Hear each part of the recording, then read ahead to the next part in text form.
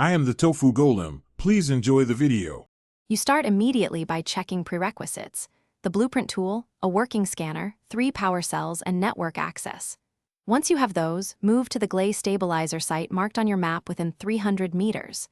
Make sure to clear or disable any nearby defenses first. They will interrupt the scan. Then power up your scanner, insert the cells in sequence, and begin a short-range sweep.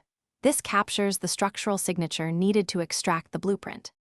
Once the initial capture completes, switch the scanner to high-resolution mode and run 2 full passes with a half-second pause between sweeps. This reduces artifacting. After scanning, validate data integrity by checking the checksum. If it doesn't match 0xA3, repeat the scan after removing interference sources.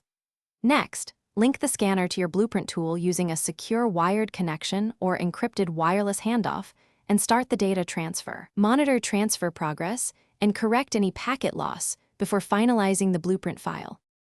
Finalize the blueprint by running the compiler's optimizer, tagging the version, and saving it into library slot 1.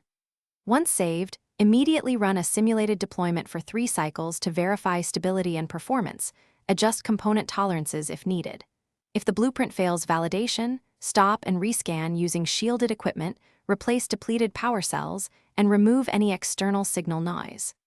One key troubleshooting tip: if transfers corrupt, switch to a wired link and rerun the checksum before accepting the blueprint. Thanks for watching. Consider subscribing if we helped you today.